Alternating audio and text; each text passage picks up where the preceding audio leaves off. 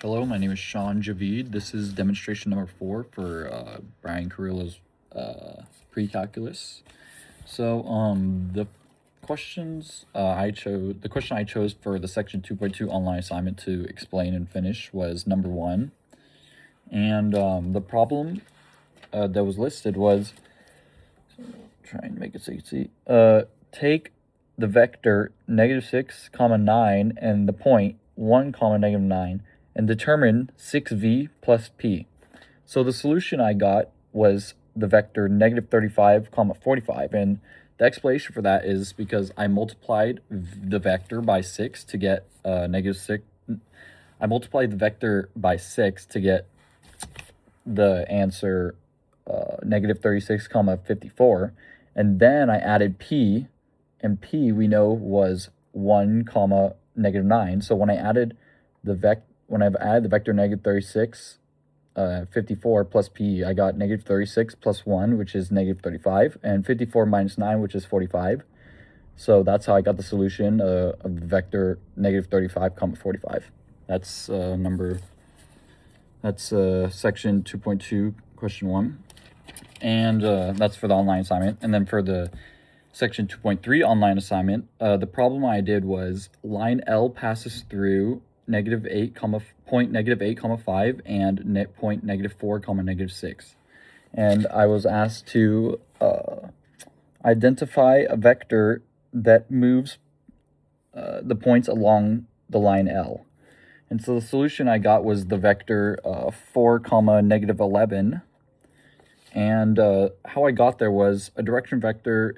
It's just second minus first. So I took -4, the point -4 minus 6, and I subtracted it by -8, the point -8, 5. And when I did that, I got the point 4, -11. So the vector would be 4, -11. That's how I got that answer. And for the section, okay, so on to the next question. The section 2.2 practice question I chose was practice question number 1. And the problem was determine the coordinates of the vectors. And it had A, B, C, and D, and I'm going to explain how I got all those answers. So for A, the question was for V, where the vector equals -1, 2. And the coordinate I got for that was -4, the vector -4, 8. And this is because you multiply each component by 4, because you have 4v. 4v means 4 times the vector. And the original vector was -1, 2. So that gave me times 4 is -4, times 4 times 2 is 8, so -4, 8. That's how I got that answer. And for B, the question was, sorry, it's kind of hard to show. Uh-oh. Uh-oh, now everything's falling.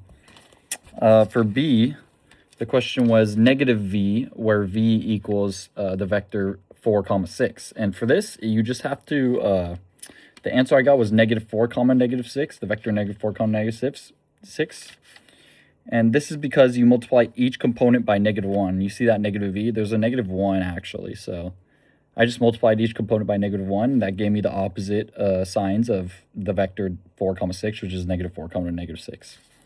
For C, it's 2v, where v equals -3, 5, and that gave me -6, 10. And that's just because it's 2 times the vector, and the vector was -3, 5, and then 2 times -3 is -6, 2 times 5 is -10, or 2 times 5 is +10. For D, it's -7v, so I just did -7 times the vector -2, -1, which gave me 14, 7. Okay, that's for number 3.